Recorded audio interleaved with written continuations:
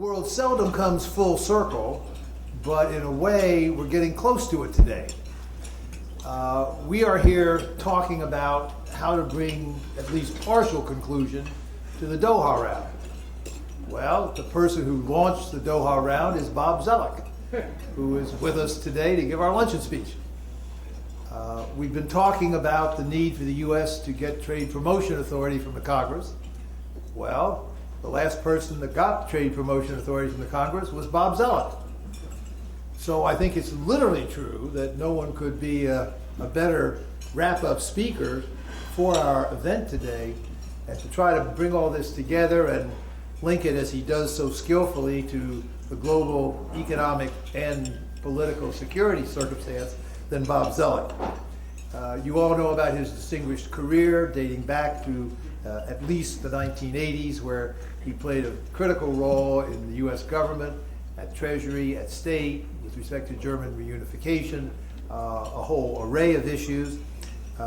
His subsequent work as USTR in the early part of the last decade, his subsequent service as Deputy Secretary of State, and then his very distinguished 5 years as President of the World Bank. A year ago, when he left the bank, he accepted my invitation to become the first distinguished visiting fellow at the Peterson Institute. We're delighted he's been here with us ever since. He also has an arrangement with the Belfer Center for Science and International Affairs at Harvard, and so he has worn those two hats for this last year, as he has continued to make enormous contributions to our thinking on a whole wide range of policy issues. Bob, I think it's fair to say, is sort of uniquely qualified and by experience to speak about our issues today. It's a great pleasure to welcome you, Bob, to the podium again, and we look forward to hearing your remarks on how we can carry the trading system forward. Thanks for joining us.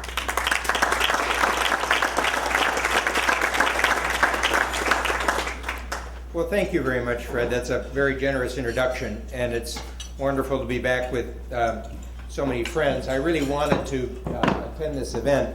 I apologize for not being here this morning. I just came back from a long trip to Europe and Singapore, and flew in yesterday, and then I had a board meeting this morning. But this is a fantastic group and put together. We've got Carla Hills and many others that have spent so many years on this. So I really feel it's an old home group. I want to thank Terry McGraw and ICC for their strong leadership on these global trade issues through thick and thin. And Terry was always a very stalwart supporter of everything that I did on trade.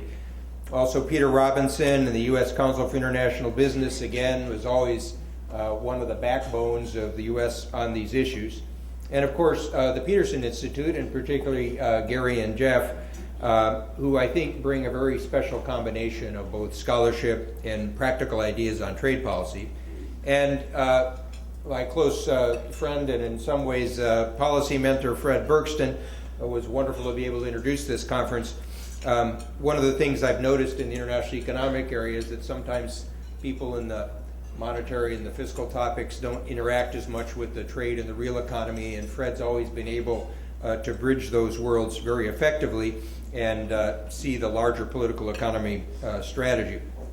I think also one of the reasons I've enjoyed being at the Peterson Institute is that you find places that will now and then have policy proposals, some that do scholarship. Very rare is to find one that really combine the two in a very effective way. Now, I know you've had an opportunity to hear Gary and Jeff present their very important report, which I saw in draft and had a chance to, again, read on the plane back. And I think it offers some very practical steps about in the WTO context. And I know with Jim Bacchus and others, you've had a very good panel of experienced hands to try to discuss this findings. So I thought, when I asked myself where I could contribute to the day, I thought I'd step back a bit and present the political economy case on why this agenda matters now. Indeed, I'll argue that this is the exact time that governments, business, and others should be seeking to advance global trade liberalization. And to make this case, I want to share with you three slightly different vantage points. First, the importance of global trade liberalization to a successful transition to the global recovery, which you can see in the daily newspapers is still something very much on the agenda. Second, the importance of this particular set of topics presented today to the global trading system. And third, why it's important for the United States. So let me start with trade and the transition to the global economic recovery. We're really coping with two different but interconnected developments. First, the international economy is in the midst of a major global structural shift, while the world is in a process of a stumbling recovery from the Great Recession. So let me just consider a few elements of this structural shift to start. Over the past 5 years, 2/3 or more, depending on how you account for it, of global growth came from developing countries. And as recently as the 90s, that figure was below a quarter. For the first time last year, global output is now evenly split between developed and developing economies. Over the past decade, so just over the past 10 years, exports from developed to developing economies increased from 25% to 45% of the total developed country exports. In the case of the US, it's actually up to 50. There's now a new rising middle class in developing economies. They are the home now to about 2 billion people that earn between $3,000 and $20,000 a year, and that represents $12 trillion of purchasing power. The McKinsey Global Institute estimates that 440 emerging market cities will account for almost half the expected GDP growth between the years 2010 and 2025. Now, these structural shifts are going to pose challenges and are posing challenges to the international system created after World War II and modified in various fashions over the past 65 years. In effect, this was a trilateral system created by the United States, but before long supported by the European Union and Japan.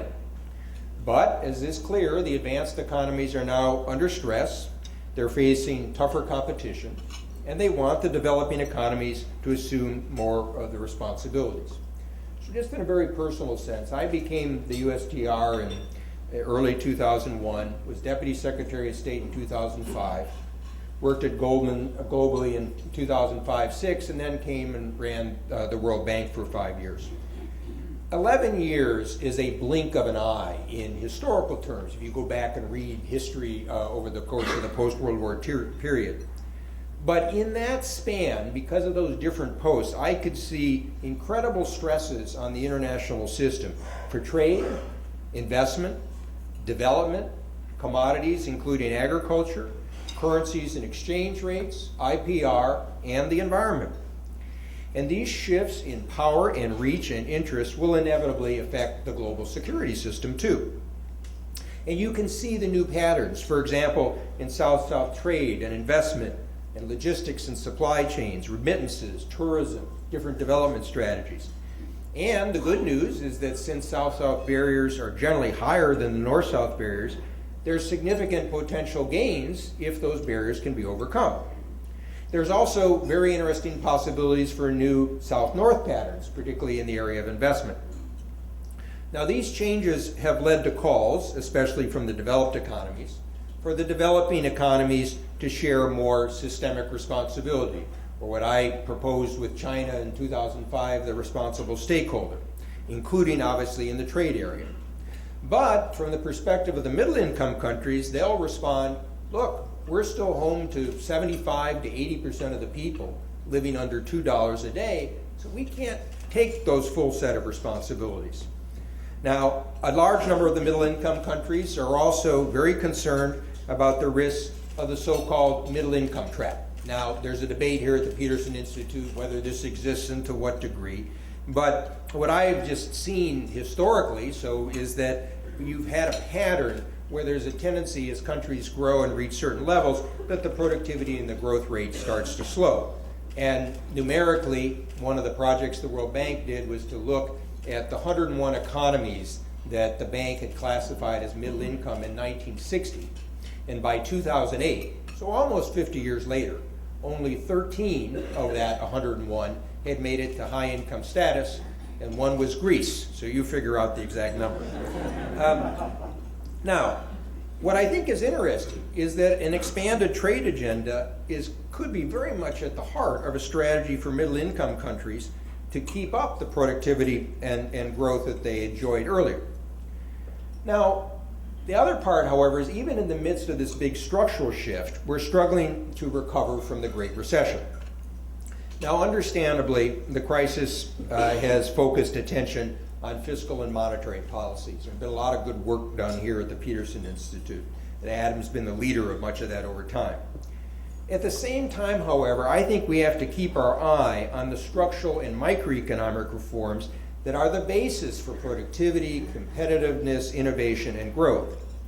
And I think at heart, when I try to parse through the different analytical and academic studies, I think these reforms are going to be fundamental for stimulating the animal spirits, the hard-to-capture psychology of private sector recovery and growth. And I believe you can see this in the difference in the recoveries in the United States, Europe, and Japan, in part based on this psychological dimension. You can start to see the pattern of recovery in the United States.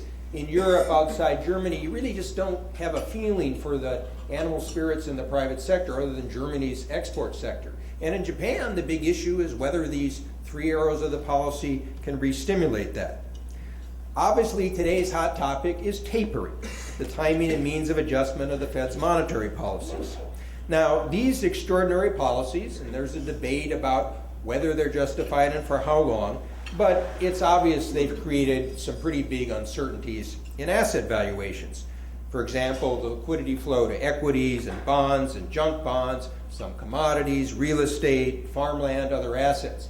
So I was just in Singapore a couple days ago, and this is a big topic there, is the prospect for some of these flows are withdrawn. You can't help but feel that in many of these cases you've got momentum investments. So what you now have are markets asking, as the QE policies are withdrawn, will those values of those assets hold? Now, I personally suspect that the Fed policies are going to operate more like a dimmer switch than an on-off switch. But markets, as this audience knows, often moves in discontinuous steps and step functions. It's not sort of a smooth line. And I think that's what we've absorbed in recent days as markets are trying to assess this. So to simplify that part of the transition, I think the fundamental financial issue is whether the growth in the real economy will step up as the monetary policy is phased out. Will the asset values reflect real growth, where so far they've reflected some unusual monetary policies? And I think trade can be a key component in boosting entrepreneurship, opportunity, and psychology.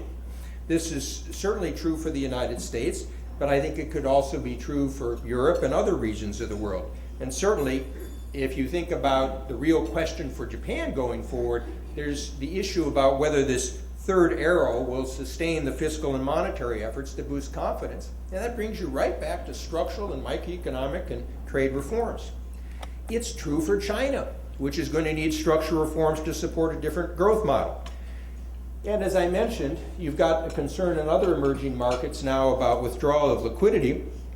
And I think this will create another opportunity for a look at more a disaggregated picture of each of those markets about whether they are working on their structural reforms in terms of creating competition, efficiency in things like the service sector, trade facilitation, the logistics and supply chains, a lot of the things that you had discussed in the paper, the IT sector, which showed so effectiveness in terms of the taking advantage of the efforts that Charlene Barshevsky did in the late 90s. So rather than viewing trade as a technical specialty, as it often gets handled, people get lost in the individual details, in the province of lawyer and technocrat and negotiators, I think we need to recognize trade's role at the heart of a sustained growth recovery. And we also need to recognize how trade can assist in what I think will be the key issue for the decades ahead, which is the resynchronization of the developed and developing economies, given that larger structural shift that I mentioned at first. Now, the second perspective that I wanted to share is, so what's the importance of the agenda of this ICC paper to the WTO? Again, if I step back for a minute, when I was at the World Bank Group, I used to describe the World Bank and IMF and WTO as a very thin multilateral tissue that interconnected sovereign economic states in what is an interdependent world economy. We clearly have sovereign states, but there's an interdependence, and these institutions for some 65 years have struggled to provide the connection. The multilateral institutions can help identify issues. Sometimes they can point towards mutual interests. They can suggest solutions. They can facilitate negotiations. They can use their expertise, and in the case of some resources to help solve or at least manage problems. But I also pointed to the continuing need to modernize multilateralism, because public institutions are just slower and they tend to change in a different pattern than private sector ones that are driven by the bottom line of the market. So you have to push them. Now, decision making at the WTO, more than the World Bank or the IMF, is really driven by the members. It's a discussion I used to have with Pascal Lamy frequently, the different situations that he had as Director General of the WTO and I had as head of the World Bank. It's harder for the WTO staff to direct a result. Now, the benefit of this is that the WTO is very close to its member interests. The risk is that there could be paralysis because with an increasing number of members and the lack of a combined leadership by the larger advanced and emerging market countries. Now, the fact is institutions of political economy, including the WTO, face competition, whether it's private, public, or other natures. It's not enough to just exist and to meet and debate these issues.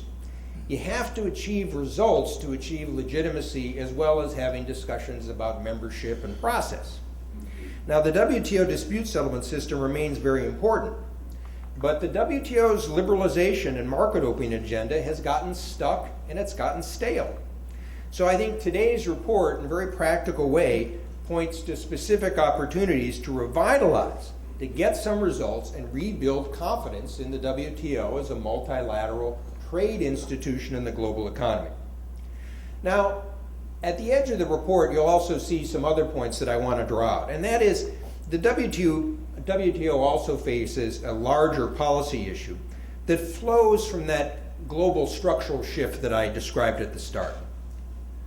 The MFN principle has been enormously valuable in the world economy, and I think it offers and should offer a critical baseline for global liberalization. Yet, as the WTO has added more countries and expanded the reach of liberalization to more and more sectors, different complexities, I think the WTO will need to reassess how it can make progress.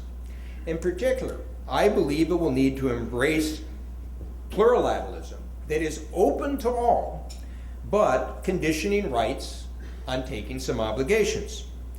As a practical matter, advanced economies facing competition from emerging markets and with barriers that are historically relatively lower than most of the emerging markets because of past commitments in negotiations under the GATT, they're not going to be in a position to liberalize more deeply unless the emerging markets join in. Now, commitments need not be totally the same, but there will have to be some degree of reciprocity if that mechanism is going to be used. Now, plurilaterals have been used at points in the GATT history prior to the present time. And I think that this will be important because you could see, for example, in the service sector, for some unique reasons under the GATTs, you can already proceed this way. But I think this issue of conditioning rights on the need to assume some obligations will have to be faced more broadly. The issue of free riders in the current system requires people to move out of some of the traditional ways they thought about these issues. Now, it's very clear to me that some of the middle-income countries will protest, and some purists will say, no, we can never change the system. It had all these beautiful features. But I'm a practical person, and here's what I see. If the WTO doesn't take on this issue, if it stays stuck, the result will be that liberalization will move to bilateral and regional agreements with their strengths and weaknesses. And I believe that would be a big mistake because the WTO should offer an opportunity for all, not just partners that you pick, to take part in sectoral or advanced liberalization if they're willing to join in to some degree. And this is not just a advanced or developing economy issue. Obviously, when we started the Doha round, the middle-income countries wanted to be treated the same as sub-Saharan Africa. Over the course of the past 10 years, you've seen how that world has changed. And you have different groupings. For example, this Pacific group in Latin America that has taken a different approach to some of these issues. So the debate needs to be joined. And I'm not trying to suggest there's one particular answer to this, but if people say, no, we can't take on this issue, then I really think they're saying that the WTO will just be relegated to the past in trade liberalization negotiations, and the action will move elsewhere. So hence, it's the competition in the world of political economy. And I think this is going to be a very key challenge for the new WTO Director General. And if the WTO gets stuck in the rut of the old developed and developing countries' logic of concessions, and if the WTO gets mired in the tactical maneuvering that frankly sometimes enthralls the experts in Geneva, then the WTO will not modernize multilateralism. And the WTO will hold on to the old status quo, while I can assure you the world economy in different ways will move around it and over it. So the third perspective, why does this trade agenda, why is it important for the United States? Well, for all the talk of economic shifts, keep in mind, the U.S. economy still represents about 22 or 23% of the world's GDP. It is the leader in the world economy, and it has global interests. I and Fred and I have been doing this for years, have promoted the strategy of competitive liberalization. So you need to push globally, regionally, as well as bilaterally. I think that strategy creates leverage. It helps you deal with economies that won't move. Frankly, in some of these newer areas, it permits first movers to learn lessons from liberalization, whether it be in sectors or the environment and labor issues, other topics, then share these experiences. Critically, and again, I come back just to the practical experience of politics, it produces results. It's hard to beat something with nothing. You got to have something out there that achieves something, closes something, brings people together, whether it's the business community, whether it's different groups in Congress and others. So it creates political momentum. And I make the empirical case. The periods when the U.S. was advancing global liberalization were the same times the U.S. was in the forefront of regionalism as well as the global accord. And Carlos is a good representative of that with both the Uruguay round of NAFTA, and in my time we launched Doha and had the 2004 framework at the same time they were putting those FTAs through. So it did not conflict, and frankly the partnerships we developed with the FTAs were allies in global negotiations. So I believe that the U.S. needs an active WTO liberalization agenda to combine with the TPP and the TTIP. My worry actually is that in addition to some of the real difficulties about the TTIP and the TPP, is that the United States hasn't signaled enough that it wants to move on multiple, including global fronts. The United States signal to China and other middle-income countries shouldn't be to exclude them. This concept that I've been in East Asia twice in the past 2 weeks about containment is foolhardy. It won't work. All the countries are integrated. You want to be able to show the Chinese they can be part of this. And frankly, we should have a bilateral liberalization agenda that matches the middle-income countries' structural reforms. But we should also combine this with global opportunities. The example of service sector liberalization is an excellent one.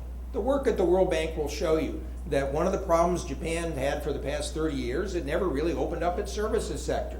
We had these discussions in the SII, the Structural Impediments Initiative in Japan, treated them as just a traditional trade negotiation. They didn't use this momentum for liberalization. If you look at the World Bank's report done with the DRC in China, the China 2030 report, the services sector, logistics, health, education, financial sector, telecommunications, these are all going to be very important for creating additional productivity, additional competition, additional jobs, and there are lots of win-win opportunities here. So frankly, I think the United States and China should be together in the forefront of pushing a service sector agreement. And what better way to create the political momentum to get something done? Similarly, if you look at the ITA-2, or what's described here as the Information Digital Economy Agreement, Look at all the beneficiaries of that agreement, which people couldn't even foresee in terms of logistics and supply chains. Again, the United States and China should be pushing this. We should be in the forefront of doing this together. And if China holds back for whatever reasons, well then the US, as the leading global economy, will be positioned as the leading proponent of globalization. You know, I was reading, I'm going to be going to Berlin soon for the 50th anniversary of JFK's Ich bin ein Berliner speech. So I was looking at the negotiations going up to the period of the Berlin Wall. And Kissinger made a very important point about negotiations. He was advising John F. Kennedy as well as everybody else over the past 100 years. Is that, you know, he's trying to say how negotiations are not only important in a technical sense, how they position you. When we did this with German unification, it's the same thing, how you position yourself. The United States should be positioned in global trade liberalization in a way that offers opportunities for all, but frankly, you can sell at home. And I frankly think that if we explain this to the Chinese that have a strong interest in the international trading system, you can make some progress. And Fred was telling me, even while I was traveling, that there's some signs coming from China about some interest in this, including in the services sector. And frankly, these issues are going to be easier than some ones like maritime security. So I'll conclude by observing that I think the Obama administration also has a political opportunity on trade. A couple weeks ago, I was asked to talk to the Republicans on the Ways and Means Committee at their regular lunch. And they were all busy with the IRS, I think was the current issue of the day. But as I talked about the trade liberalization agenda, you could just tell people from small business, other backgrounds, they got energized. They weren't focused yet because, frankly, the administration hasn't focused their attention. I mean, Dave Camp, Max Baucus, I've also talked to, they want to move TPA. Well, Carla and I would have liked an environment where the chairman of the key Ways and Means and Finance Committees came up and said to the administration, please, we want to move forward, the Trade Promotion Authority. This is an opportunity to flesh out some of the issues, build support, get the business community to recognize that this isn't just talk, that there's some reality behind it. So in an environment where it's a little hard to get Republicans and Democrats to work together, this is a chance to create some momentum. If immigration gets done, as I hope it will, another big structural change, this could be a nice sort of follow-up effort. And I think it's wonderful the president's appointed or nominated Mike Froman. He certainly knows the issues. He's close to the president. He's certainly a smart guy. The challenge, frankly, for him, and this is what we're going to have to see, is whether he and the college administration have the political will to decide and to close. I've been through a lot of these. There's a lot of talk out there. A lot of you can have this concept, that concept. I like concepts and strategies too. But in this area, you eventually have to close. And within the government, much less within the larger country and working with the Congress, believe you me, there's always somebody who wants something else or feels you couldn't do this. So that interest that Mike will have to drive about having the willpower to close will be critical. I also think that an active WTO agenda will maximize an opportunity for starting to create some results, giving political economy leverage. And I know that there's different views about where the parties are positioned going into Bali. But if you could just start to get a couple things done, success breeds success. You can start to show that things happen, that it's not just talk. And frankly, if the U.S. positions itself this way, maybe you could break through some of the traditional Geneva maneuvering of linking one issue and another, so you could show that there's a common interest in trying to get some results. So I think that this ICC report and the work that Gary and Jeff have been doing in other studies that I've seen and have been sharing with others is wonderful because it provides a pathway. It gives you a sense of some practical things that can be done. It gives you the economic basis. Some raise other topics that need to be on the agenda. But it gives us a wonderful opportunity for the United States to take the role as a global economic leader. And then this, going back to my earlier points, will be the foundation for a broader political and security order that can be based on this economic integration. Thank you.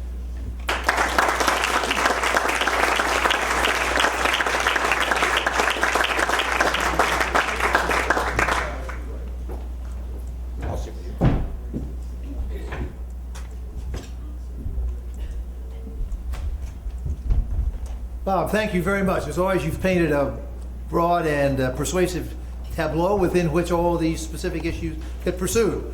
So let's pursue them with you. Floor is open for comments and questions to Bob. Terry McGraw. That's good, so our first question won't be on monetary policy. Bob, could you talk a little bit about the current situation and your whole notion of political will? Mike's a terrific choice at this point. He certainly understands it enough. He's aggressive enough in that he doesn't want to be in a situation where nothing gets done.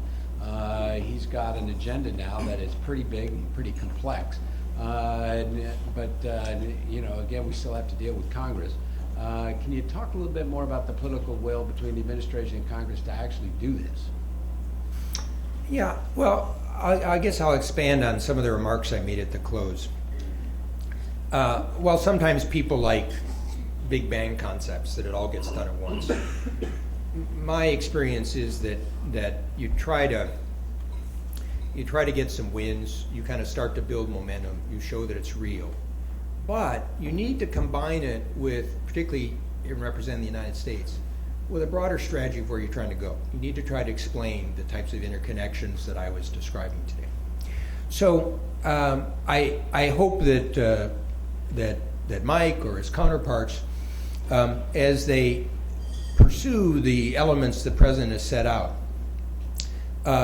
include a global agenda as well as the TTIP and the TPP. And frankly, look for bilateral steps that they can use. As I've said, the strategic economic dialogue with China could have some opportunities here. But then they explain what they're doing and explain to the world, and frankly, this will require a little diplomacy. You could start to make some early moves that show that it's real. So again, to give you a sort of a historical comparison, after the breakdown in Cancun, those of you that are the scholars of this will recall that I kind of used a story with the FT, a letter to all the WTO people, and a trip around the world as sort of a symbolic way of trying to reframe the issue. So it was a combination of substance and positioning, which you have to be in international politics. So the challenge is not just to get lost in the negotiating details, you have to know that, but you have to frame this. And then what I would look for are ways on the agenda where I could show that we're getting something done. Now, one possibility is the Trade Promotion Authority. That would show a great sense of momentum. Now, it'll be messy, and everybody will want to throw everything into it, and so on and so forth. But that's, in some ways, a signaling system. And if you get it done, and I believe you can get it done. I mean, you've got more interest in this in a bipartisan fashion than the other items. That would show momentum. The points in this paper about the Bali meeting.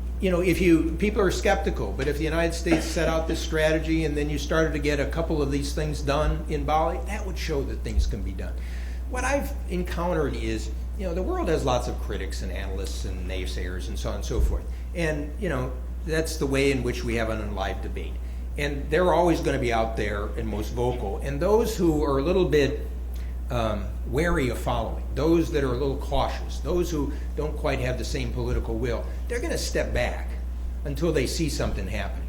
But I think if you start to move some of these issues globally, you could start to get some other allies. And then part of it really does, this is why trade represents a fun job, is that you could combine this with some diplomacy. I've hinted at a couple of these, is that I think, I don't want to overstate this, but I think there could be some opportunities for the United States and China to push some things together. And just think of the effect that it would have on the others if the United States and China start to line up on some of these things, okay? But there's other opportunities. I mean, with the Japanese agenda, where they're going to need the third arrow, there's some opportunities to push this. So the challenge is to combine a description of what you're doing, and I gave you my view of how I linked it into structural shifts as well as recovery, particular items, and then deliver some stuff. Bob, let me ask you to play that through in even a little more detail in the context that you mentioned of competitive liberalization strategy. The U.S. does have this very ambitious set of mega-regional deals, the TTIP plus the TPA, and I know you and I both believe that that's probably a good step to get people interested again in a WTO agenda, particularly those that are left out of the two big mega-regionals, notably the BRICS. So elaborate a little more. If you were pulling the strings today, how would you orchestrate between those two big mega-regionals maybe the current WTO agenda, the ITA2, the services agreement, with an effort to, again, multilateralize the system, try to bring the BRICS in to a new, maybe more ambitious revival of Doha, or perhaps something broader that brings in the trade issues that have come onto the agenda since you set it up 12 years ago. I work globally, regionally, and bilaterally. So just to start with the bilateral, you want to try to show with some of the other key players, and China as being one, where there are areas of mutual interest. And I've talked about the service sector and the structural reforms, but actually it goes beyond that. There's a discussion today about investment and cross-investment. The Chinese are changing their safety net system. This offers opportunities in terms of health and social services. There are a number of ways where a creative mind looking at what the Chinese probably described to, at least to some degree, to President Obama's their agenda, could say, coming out of an SCD in some format, as opposed to just having our talking points and their talking points, looking to see how you can kind of advance those. But I would look to do that more broadly. So, I think even in the context of our current FTA arrangements in Latin America, I made the argument, particularly with this new Pacific group, which is a very interesting development, is there are ways that we could start to discuss with them that either using the existing frameworks or adding on to it in different degrees, maybe it's the business community, maybe it's the educational start, maybe it's trade facilitation work, maybe it's working with the Inter-American Development Bank, that you show there's a benefit. And then over time, you could actually you're setting up something in Latin America where you already have half of the non-US GDP represented with those free trade agreements, where you're kind of creating an option for maybe another generation in Brazil. Okay, so it won't be this generation of leaders, but some of the governors that are coming up may take a different approach. And then I'd go through the world where I'd try to see how I could do some of those bilaterals connected with the regionals. Then at the global level, if it were up to me, I would actually, I outlined this a couple years ago, I would give one last try for Doha, because I honestly think that, the U.S. has done some things in terms of potentially cutting agricultural subsidies, ethanol. We saw that some of the anti-dumping things, the zeroing we could have given. We're going to make some of these other changes, perhaps through the immigration bill, to create some opportunities for move foreign services. I'd put together a little package, and then I'd go quietly to a couple of key players, China being one, and saying, look, I'm going to go out and push this. I need you to put something on the table too. And I'd go to a few others in advance, and you get some momentum. That's probably a long shot, not what this administration will do. But absent that, what about some of these items that have been laid out in this report? Which are the ones where you feel you could sort of get some points on the board? Okay. Now, coming back to the TTIP and the TPP, my worry in this area is, it's okay to stretch, but the United States, when it puts its credibility on the line, really has to mean it. Okay, and I'm a little worried about that. Because I watched the history of the TPP negotiations, and yes, there's a lot of chapters drafted, but they really haven't begun to come to terms with the core issues and decisions. And this is where you're going to need some creative minds, where the perfect can't be enemy of the good, and you're going to have a similar process as in Europe. So let me just give you one example. Today, over the past couple of days, the pages are all full of, because the Europeans are doing their equivalent to TPP, about how they're going to constrict the negotiations. We know agriculture is important.